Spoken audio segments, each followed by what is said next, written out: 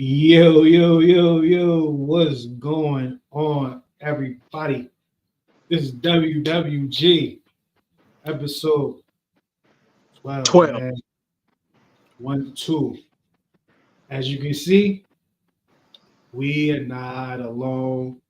You feel me? So, and we ain't been around for a while. It's probably been like 2 weeks, 3 weeks. So, we're going to go around the room and we're going to reintroduce ourselves to y'all.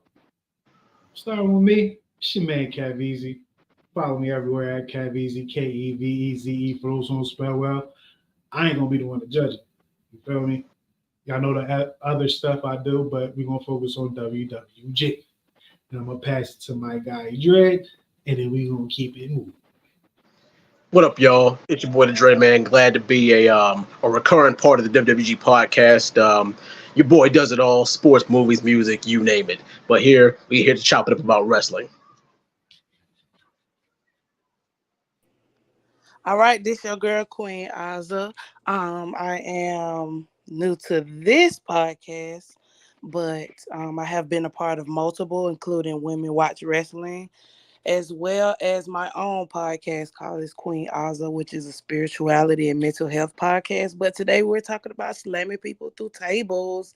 So that's what we're talking about. That's what we're on today, Kings and Queens. So I'm ready. Let's get it. And let's start here, y'all. Mommy's back. Yeah. Quick Yeah. question. Did y'all expect it? Or was it a surprise? It was a surprise for me. I stood up. I'll be honest. For me, it was a surprise, but it was a spur of the moment kind of thing because when you saw Damian Priest get that anonymous phone call, you kind of had a clue who it was, but I didn't think she'd be back this soon. I personally Right. thought they would have held it back until like a week before SummerSlam. To me, that would have made more sense, but I'm glad to see she's back. Now, is she going to be active before then?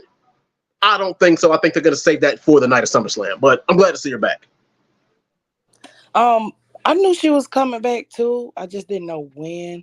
But being that they brought her back now, I'm thinking that they will build that storyline some more. Being that now it's from a different perspective because you got your Dom and Mommy, and then you got your Liv and Mommy. So it's just like it's a lot that could be built from that can enhance the storyline development and stuff like that. So I'm excited. Yeah, man. Did y'all hear the pop though? The Oh, pop yes. Rhea got, it was up there with it was up there with the greats.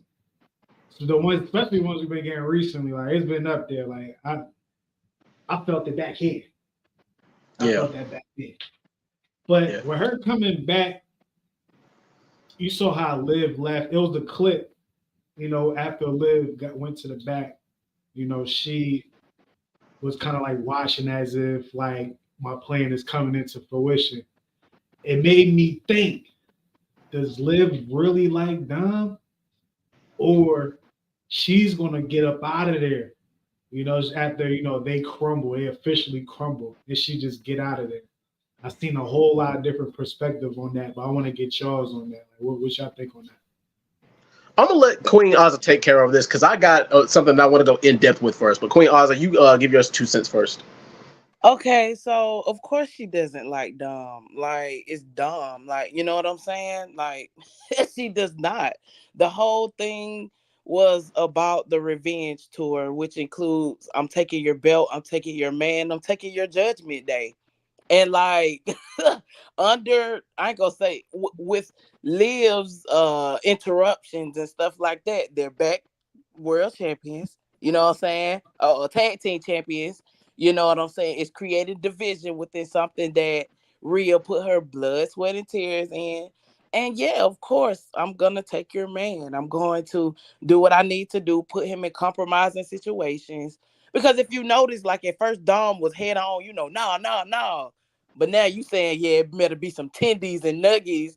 You're losing focus, big dog. And you're using that feminine energy, that sexual feminine energy, by the way, because Liv is not ugly, right? And she's putting this man in compromising positions. I mean, I'm not a man, but I know that if an attractive woman comes to me, and continuously doing that, eventually I'm gonna lose focus on what it's about. So no, she don't want Dom, man. It's just something to do. All right. Okay. Now, I'm in the consensus with you guys that she really does not like or have feelings for Dom. She's doing all of this just to get into Rhea's head. And I'll be damned if it's not working, because it's all just gonna throw Rhea off, because Rhea has the reputation of being one of the most focused women's wrestlers, if not focused wrestlers in general, in the WWE right now. And what better way to throw her off her game than to get under her skin? That's the best way to do it. But Mm.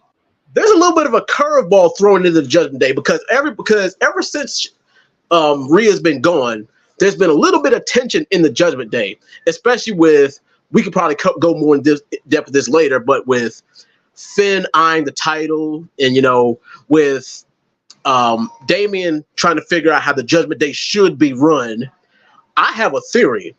What if Finn Balor is in cahoots with Liv the whole time, and there's a Judgment Day civil war going on? What if this whole thing has been orchestrated to try to throw Damian off his game, because Damian has been trying to keep Dom focused from Liv, and he can't do that at the same time with trying to be the face of the Judgment Day and try to defend the heavyweight title? So what if this whole thing has just been orchestrated right under his nose the whole time to try to distract Damian, when Finn eventually may turn on them? I mean, the turn is coming. We all see it, but it's all a matter of when. And that's the perfect way to set him up for the okie doke. A 2-for-1 special. You get Liv to distract Dom, and then you get Damian distracted by Finn. But yes, that's my 2 cents. You know what's crazy? Like I don't think we ever was in an era where we had multiple storylines in a stable. Like, correct me if I'm wrong. Do you guys know any stable with multiple storylines in it? In the last 20 years, no. Yeah, in the last decade or so, I can't think of any.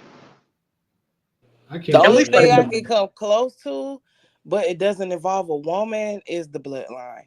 You know what I'm saying?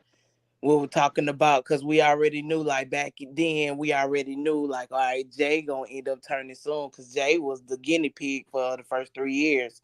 Okay. You know what I'm saying? And we see people like, all right, now I'm watching you, blah, blah, blah, this ain't right, blah, blah, blah. Then with your Sami Zayn edition. So it's just like, I've seen it, but to this degree, no. True.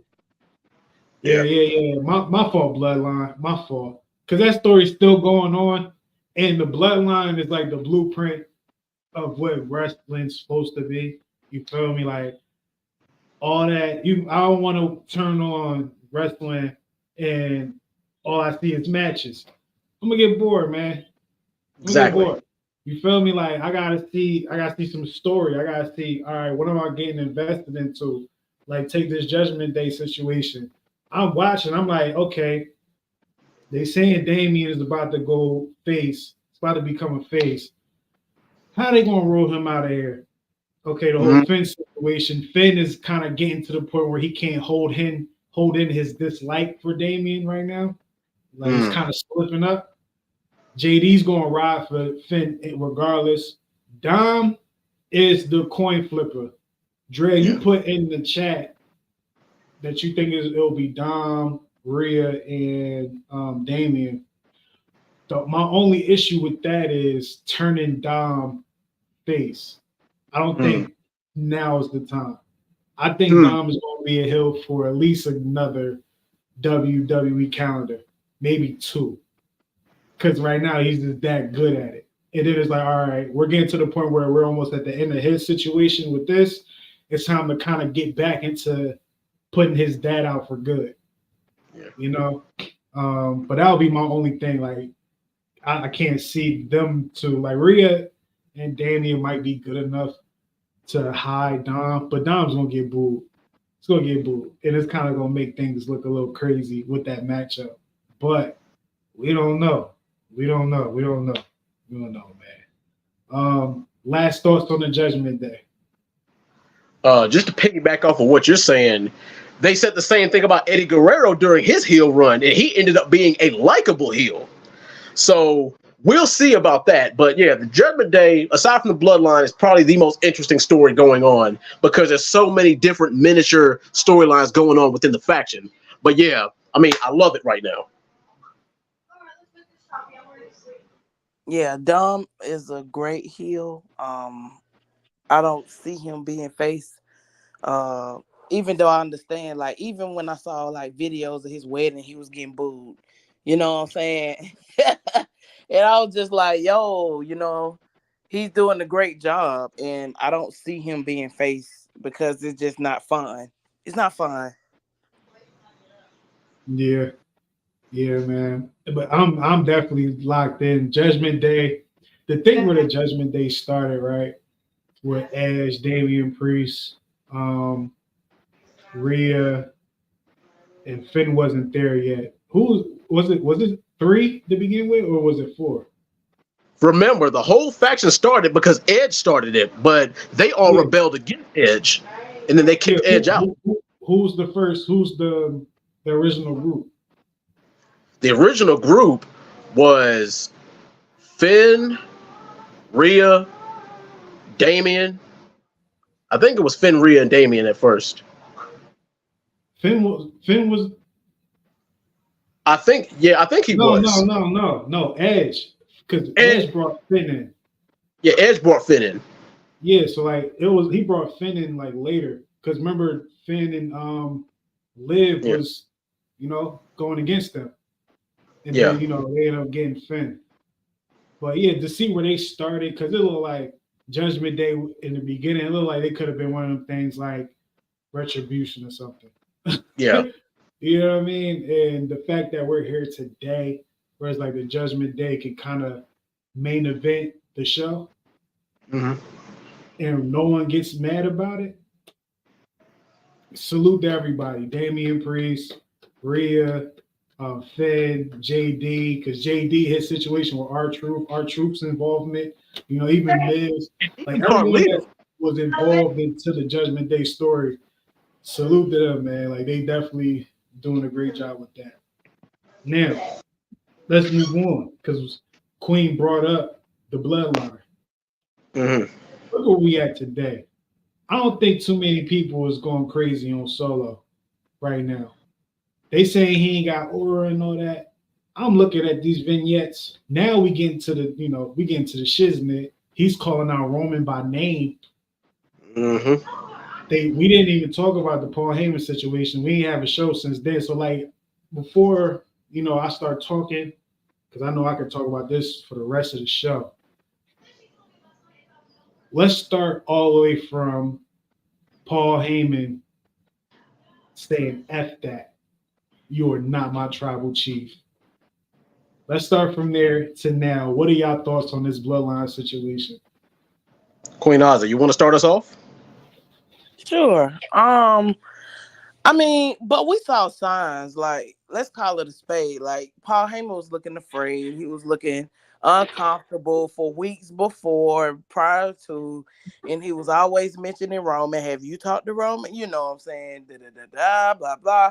So it was already obvious. And I believe that, Paul Heyman, he sold it. Like, I mean, come on, this the ECW man. Like, he the one that brought tables into this thing for real. Like, and stuff like that, the hardcore era, right? So Paul did what he was supposed to do, being the Hall of Famer that he is. Like he sold it. He did exactly what he was supposed to do, because he already said he put his blood, sweat, and tears into building this, with Roman and all this stuff. So he did what he was supposed to do. Like, I don't like it, the emotion of me was like, come on, man, you know what I'm saying? Golly. But the wrestling fan was just like, he was supposed to do that. Like, he had to be the one, because he was the only one that was left that's loyal to Roman. So it had to happen like that. You know what I'm saying? Well, Dread, after your point, I'm going to ask y'all a question about what was said on Monday. But yes, sir. In regards to Paul Heyman, the wise man of the bloodline, I mean, he was more or less the glue that kept the bloodline together. He was basically the I don't want to say the architect of the bloodline, but he was the ambassador. He, along with Roman, was the face. I mean, a lot of people said that there wasn't really good mic work. I mean, aside from Roman Reigns has gotten very, very good on the mic in the last 5 years or so. But I mean, you can't deny that Paul Heyman is the mouthpiece of the bloodline. But yeah, he's been held hostage by the new bloodline, Bloodline 2.0, over the last couple of months. And what a way to get him out of the picture for a while with the new bloodline triple power bombing him through a table. That was a thing of beauty, by the way. But yeah, now it makes you wonder where this is going to go from there. I mean, how long is he going to be out? Because it makes me wonder, are him, Jimmy Uso, and Roman all going to return at once? And how soon is this going to happen? Because I think that we're going to get a Roman Reigns return, or at least a appearance at SummerSlam or a bigger pay-per-view. And it's all going to set up to that Bloodline Civil War at Survivor Series War Games. Okay.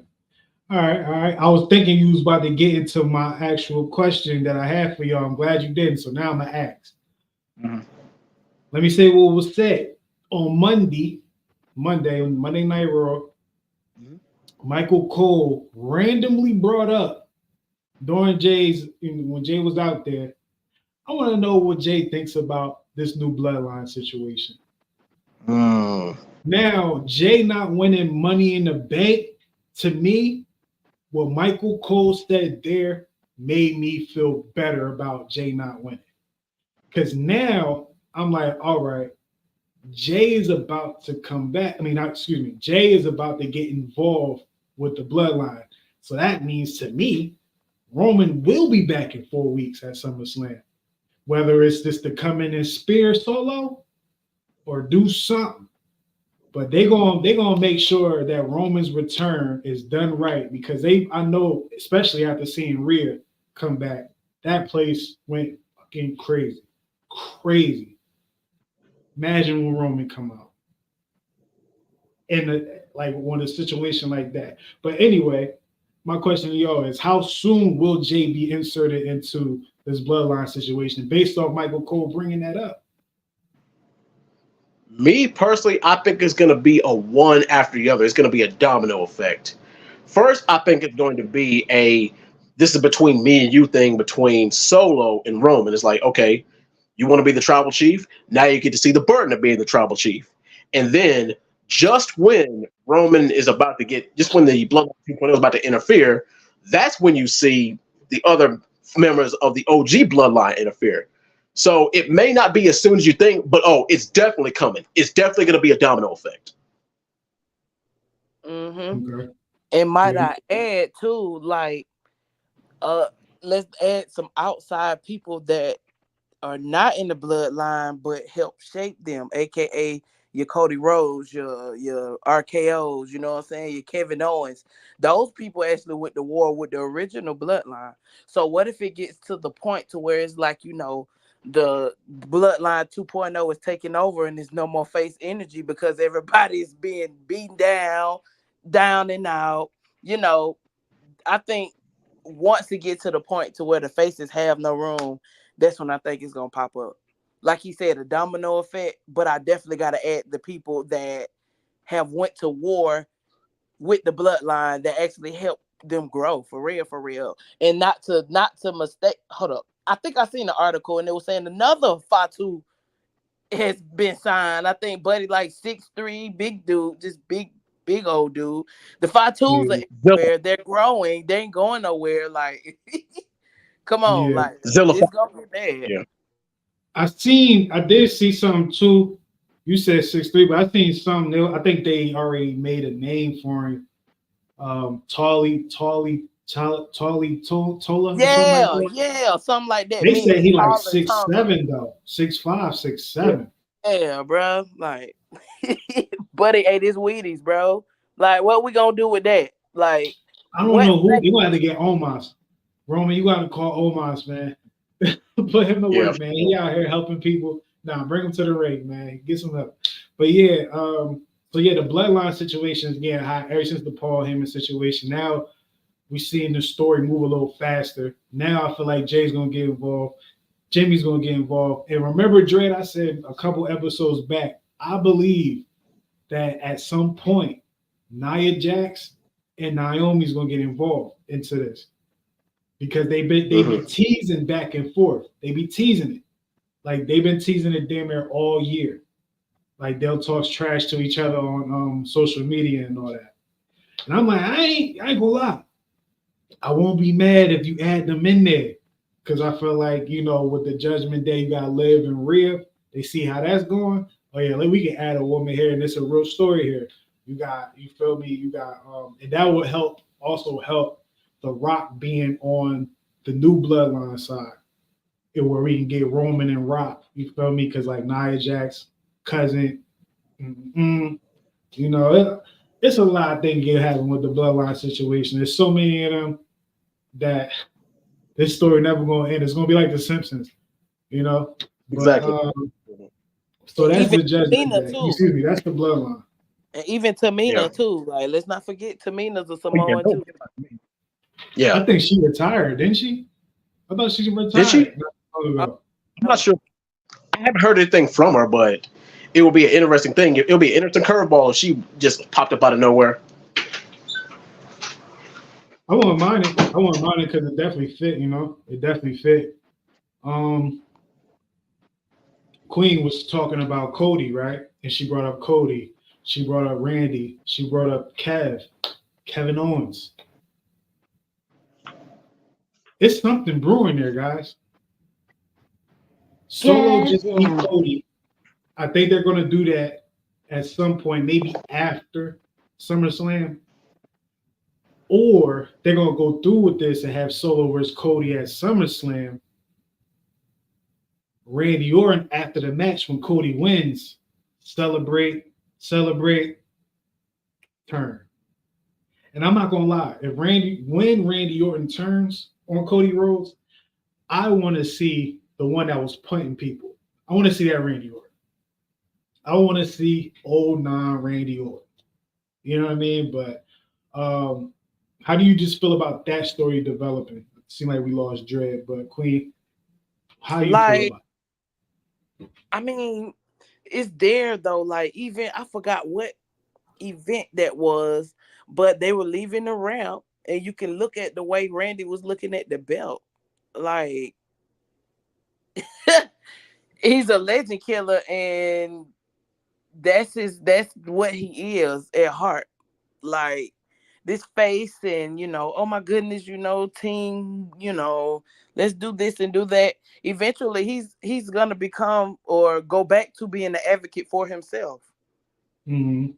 So that's gonna happen. You seen that even with the new shirt. I like the shirt, by the way, that RKO and KO being like highlighted and stuff. I actually like that shirt. Mm-hmm. But it's just like, come on, man. Randy don't work well with others for too long. Yeah, that's a fact. I think that, and I just checked, the tickets is going real fast. Bad Blood is out here in Atlanta. It's going to be in October, I think. I believe in October. Them tickets is going fast. But I think they can work the Randy and Cody situation for Bad Blood because they have a lot of history.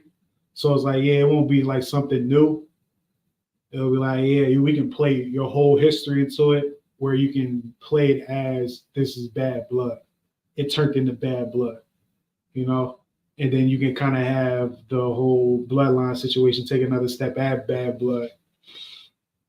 But yeah, I think that's cool. I think that's nice to have like Randy turn, because Randy's he's been enjoying his Randy Orton legend era, but I know for a fact he want to work. And when Randy works, he works best as a heel, so I think we're going to get a whole lot of good storytelling out of that situation. And then you can even add Kevin Owens to it, where it's like, Kevin Owens portrayed by Randy. How's Kevin Owens going to be? Because Kevin Owens, he also is someone that turns on his partners too. So we don't know. Like, how you feel about that? How you feel about all that? Exactly. Because I was just thinking if he could turn on Sammy, which is his partner in crime, Mm-hmm. what does RKO mean to him? What does Cody mean to him? Like nothing. Like KO too. He haven't been showing it like signs like Randy has. He hasn't Mm-hmm. been showing signs. So I'm just waiting on that too. But I think Randy gonna turn first, like easily. Yeah. Or both of them turn. Mm, Could continue the RKO situation, but they're heels now. They mm, might get cheered if that becomes a thing. mm. Everybody mess around and get cheered, but I like I like I like how that's going. Let me ask you a question because I'm starting to see it being spoken of again, and it might actually happen. I believe it's actually going to happen that they're going to introduce, a women's U.S. and a women's intercontinental championship. They need that. First, all right, cool. The floor is yours. Just go off about that because I feel like low key the women should have had that maybe 5 years ago. Hmm. But you can go ahead. Go ahead. It's not enough belts in the women's division. Like, let's call a spade a spade. Like, the only thing if you're not going for the tag team championship, you're going for the heavyweight. I don't know if they call it heavyweight, but the women's championship, like whether it's Mhm. SmackDown or Raw. Like, I mean, it's not given. It's not given. And they have, especially with all these women coming from NXT, you know what I'm saying? Easily, especially like talking to a lot of NXT fans, it's like, the women's division is better there than it is on the main roster. And these ladies are coming from NXT. I really think they should have added that when the generation of Becky and Charlotte and Naomi and Bailey and Sasha. When they came from NXT, they should have been put in place or thinking about putting these belts in place. But like they need something else instead of just squeezing tag teams together just for the sake of having a tag team. Yeah, just because the roster is big, Yeah. and you see Shawn Michaels what he's doing with the women in NXT. It's so many, and I said this before. I said on a previous episode, I said it's literally maybe probably 10 women before they introduced the women's North American Championship. I said it's like at least 10 to 12 women on NXT that can get that top women's championship, and I wouldn't blink an eye. That's how many talented women is on NXT right now. And now you got talented women fighting for you got a Sol Ruka battling Kalani Jordan for North American title. You got Jada Parker that's going to be in that mix. Like you got some real heavy hitters in the mid card. They could be main event people. You feel me? And you got Roxanne Perez. It's only a matter of time she gonna Raw SmackDown. Like it's only a matter of time. You know what I'm saying? And I feel like Triple H been outside of when he was at NXT ever since he took over. I don't want to say he's dropped the ball. He still got it, but it's like we saw what you was doing in NXT. You can kind of do the same here. There's so many women. Break some like you said, break some of them tag teams up. It's about time. Like, come on now. Like, there's no way that we have Jade. How could Jade can win the US title? Bianca can win it just to have like that John Cena situation. You know how John Cena would get the US title and turn it into something. Bianca can get that real quick, turn it into something. But it's so many women that needs something else to fight for outside of Mm-hmm. that one championship or just some nonsense storyline that's not even a storyline. Just hey, they're battling this week. But, Yep. yeah, they Like, definitely need that. They definitely need that, and I think it's going to happen. I don't know when, but I think the only backlash I've been hearing, it was like, it's too many championships. No, it fits the roster. It fits the roster. If it's Raw, Smack, well, let's just take one show, right? You'll have, like Raw, you'll have the top males championship, the heavyweight championship, you have the women's championship, heavyweight championship. You'll have the Intercontinental Championship, the Women's Intercontinental Championship, the tag team champions, and then the women's tag team that floats on at both shows. That's six titles, right? Sets of titles. It's way more than 12 people. It's way more than 16 people, way more than 20 people on the roster. It's like fucking 50 people on the roster. 60 people, 70 people on the roster. There's a lot of people on the roster.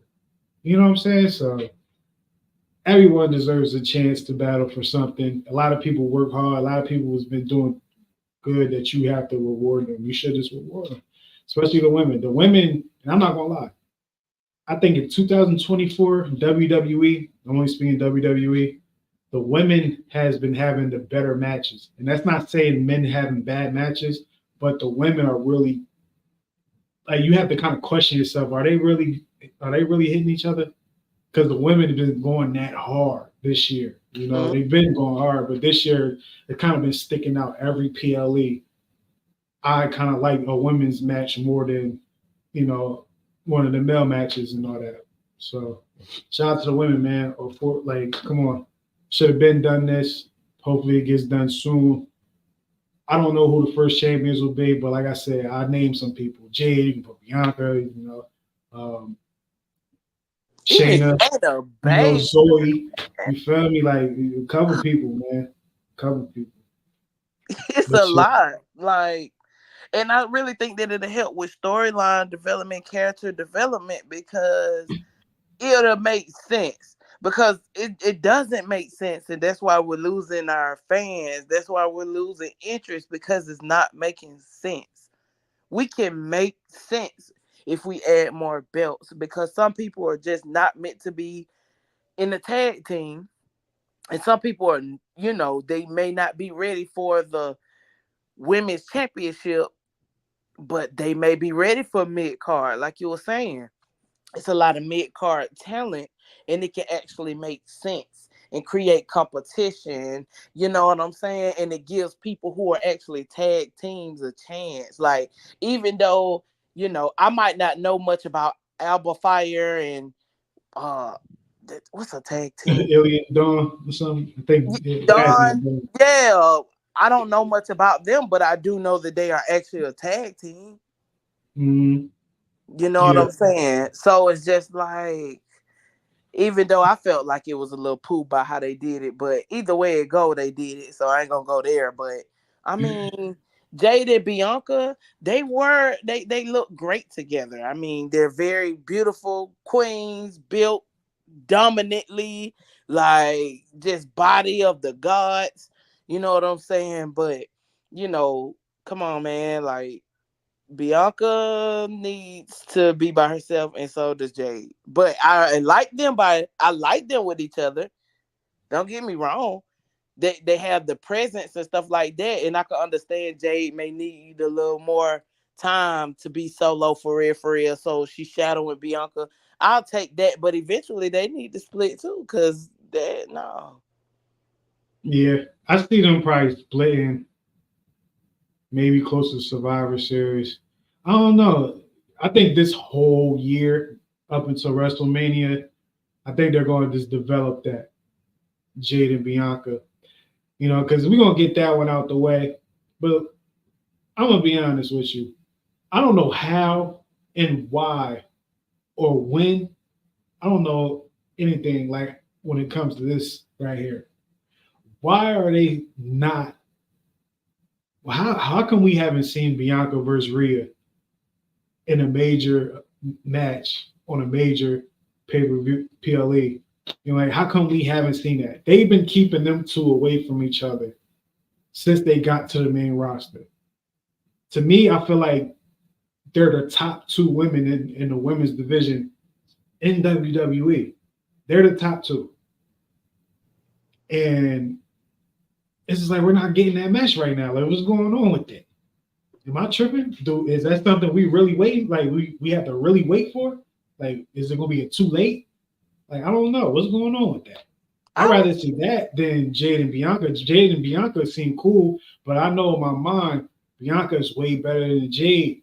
And it's like, I can't see Jade winning unless it was some BS. You know what I mean? So it's like, but you got Rhea and Bianca, Titans. Two Titans. Before? You know what I mean? Not to a point. If they did something, it wasn't like, it must have been like a Royal Rumble when everybody was fighting or something. I could have swore I seen them, but I might be wrong. I thought I saw didn't. They never had a program. They never had a program for them to, and that need to happen. At some point, that needs to happen. The fact that they're on different shows is crazy, but we'll get it someday. Someday. But yeah, man, shout out to the women, NXT as well. Those women, they set it off. They're probably the reason why, we might get those titles. But that's that. I'm trying to think. We covered Judgment Day, covered Bloodline, covered Cody, covered these championships. Is there anything I'm missing? Let me see. Wyatt Sicks6. Wyatt Sicks6, of course. I know Bray Wyatt, rest in peace. You feel me? That was more your speed than what my speed would be. You feel me? I'm gonna just say this. What Bo Dallas is doing, and I said this before everything happened. I said this is Bo Dallas's chance to show how good he is. Because I told Dredd on a previous episode, when Bo Dallas has his moments or had a moment, like when he was with B Team, I enjoyed that.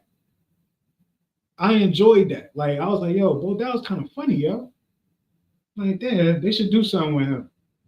So now, we get him in this situation, and it's crazy how much he looks like Bray when he alters certain things, He looks like Bray like crazy, man. But this is what he's been doing. It's like, yo, I'm drawn in. I love the fact that they're making it like not 100% supernatural, because I probably would have been turned off. But it's like, yo, these are people with issues. You feel me? And it's like, yeah, they got that situation going too. But it's like, yo, really, they're like, you're seeing the human sides of them. And this has been amazing work. I like it, man. But I'm going to let you shoot on that, man. On the Y6.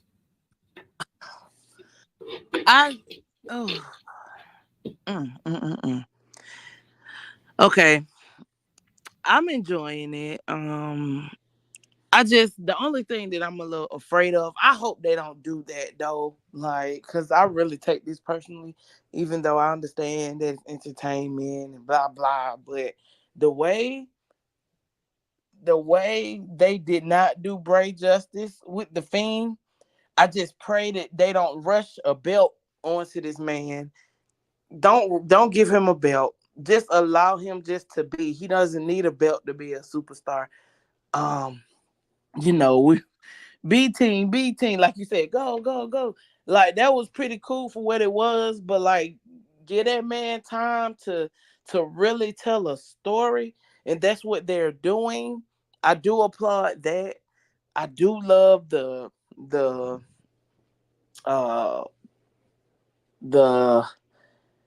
oh man.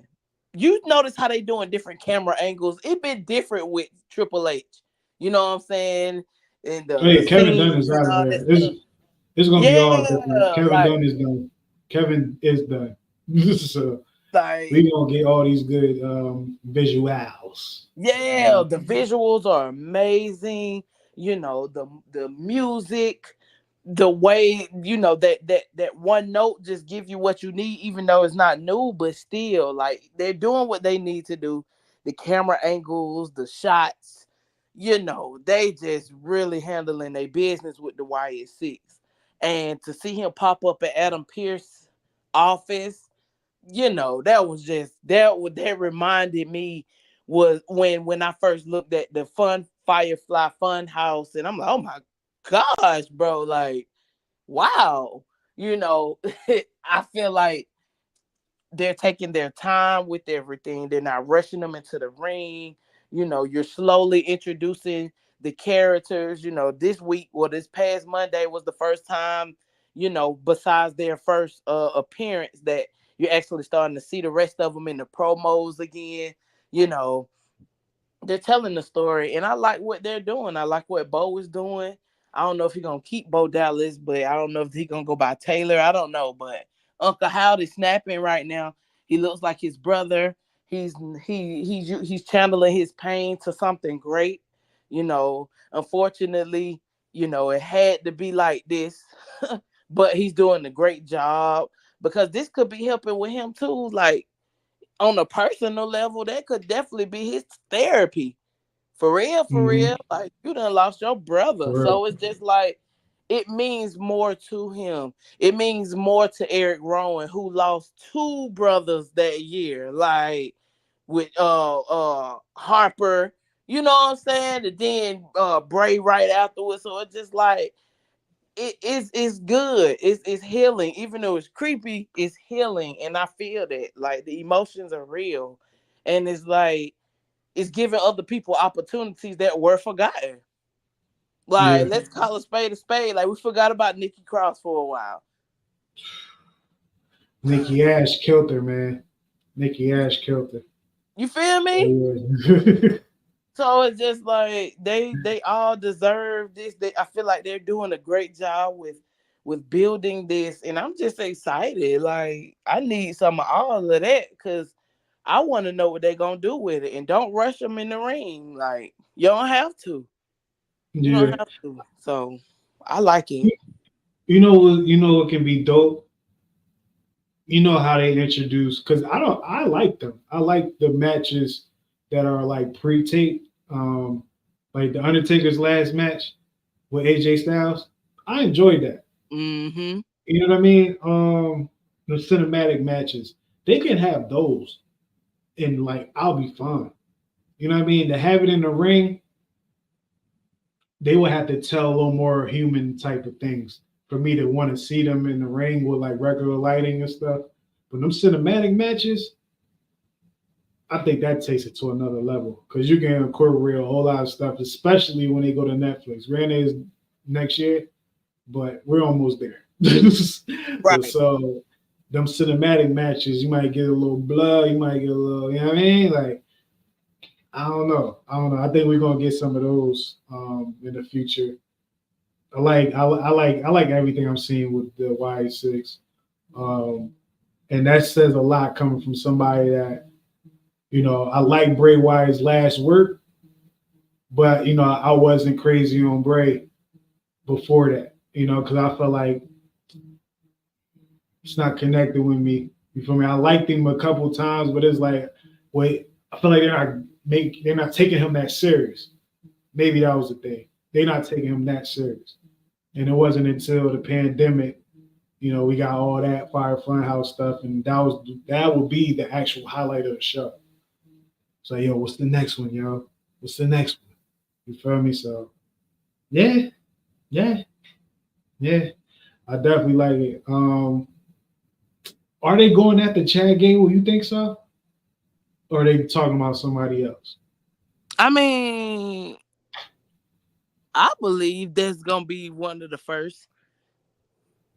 I think that's gonna be one of the first, especially when they pop up, and especially like Monday when it was like, look at this and blah blah blah blah blah, and he go off on Adam Pearce, and then Buddy show up in the office like, so yeah, I really think he's gonna be the first one. I mean, it makes sense, Yeah, especially with some of the stuff he was they did saying. like crash his match with Jay Uso. And Mm-hmm. shout out to Jay Uso too. Yeah, Buddy For peeled me, out. the I was timing was like, on point. He hauled ass. He hit it with the crowd. I think it was like either commercial break or whatever. But I seen the clip. He hit the crowd. He was like, "Yeet!" Took off. I was like, oh, Bill. that was funny. That was funny as hell. Yeah.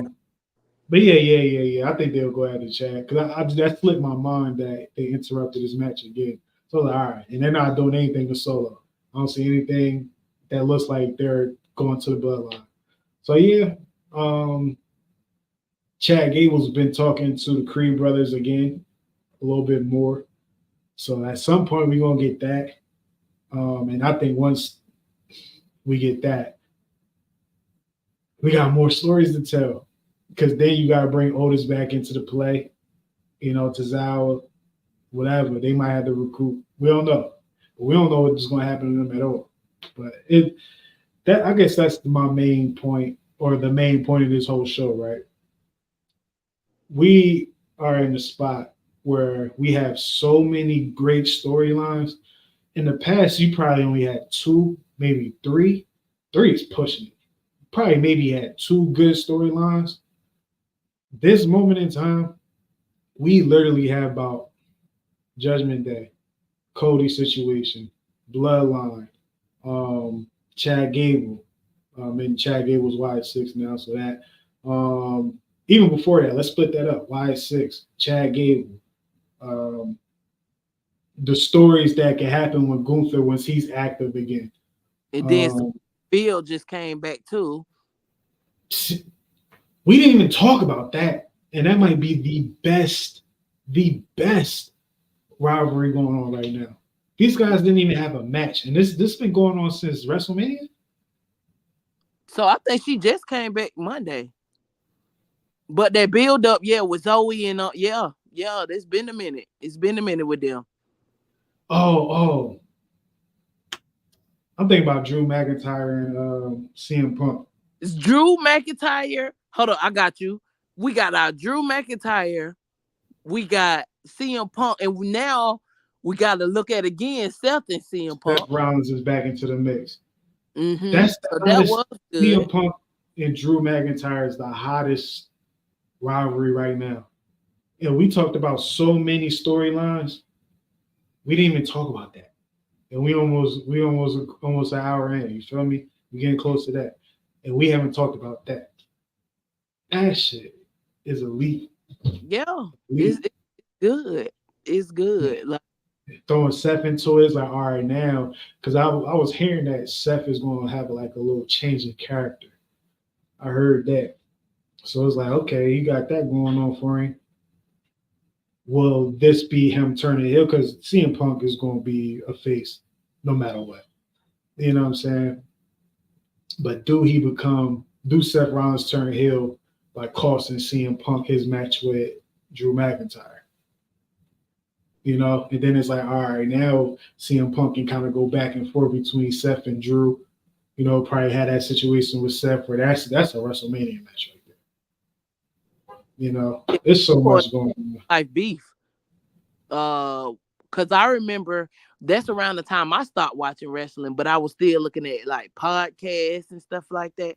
It was about a 15-year period where I stopped watching wrestling. But once I started looking at like the podcast and just whatever, my little brother was still watching wrestling, and CM Punk was his favorite or whatnot. Yeah, so the shots that were being thrown between those two, like that's some real life beef. So I want to see what they're gonna do with it. Like, so that's a good 3-way beef right there. Heck yeah!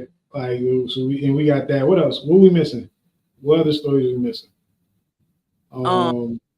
They, like I said, with the Sonya Deville, her coming back, her, Zoe, and Shayna looks very great together. I'm not even gonna hold you. Even though I don't like how they're doing Shayna, I really can't stand it. Oh my goodness. But seeing them together Monday, they look pretty good together. They did look strong. They did look strong. So, and them going to get damage control is kind of dope because I feel like that can break up damage control like completely. Because I think Asuka's going to miss all of next year. Like they said, Asuka's hurt. Like she gonna be out for at least a calendar, at least 365. And when I heard that, I said, you got like damage control is kind of done without Asuka you know, because then it's like, all right, they're out the title, the tag team title situation, because it's like, yeah, you got Kairi Sane and you got Dakota Kai, but it's like it was Asuka and Kairi that had that tag team chemistry, you know. So breaking up Damage Control after this situation will be good because Io Sky to me top 3 right now, active top 3. Dakota, she can talk, you know, she just gotta stay available. And then Kairi Sane is someone that can fight for the mid card title, you know, because she's good. To me, I think she got the best elbow in the business. Well, let me not say the business, but in WWE, she got the best elbow because it looks like and it sounds like it hurt. The timing is impeccable. You feel me with hers, but you know, we got a whole lot of stuff going, man. Whole lot of storylines, epic storylines, man. And with that being said, we can end it like that. We just told y'all about a whole bunch of storylines. Actually, AEW. I don't watch it. Queen, you say you watch it. What is going on over there? I need to get my let you have a moment and speak about what's going on over there. Let me watch the last 2 weeks and I got you. Cause right now, right, yeah, give me the next episode. I got you. Cause I have not watched the last 2 weeks at all. Not even gonna hold you. All right, bet. Good. We can talk about that later. I got you on that. I got you. But yeah, all right. We can end it like that. Queen, welcome. It's your first show. You have had me. Definitely gonna have you back, reoccurring, but let the people know where they can find you at. You can find me on Instagram at It's Queen Ozza. That's my handle. Queen Ozza is the way it's spelled on the screen. It is a private page, so I'll make sure, you know, as long as you're not crazy, I'll make sure I'll definitely accept you as a friend and stuff like that. And yeah, like I had fun today and I can't wait to continue this journey with you guys. You know it, man. I don't know what happened to Dre, but you know, he was here in spirit at the end, man. But but that's that, man. It's your man Kev Easy, man. WWG it ain't double up. WWG episode 12. Epic storylines in WWE. It is a wrap.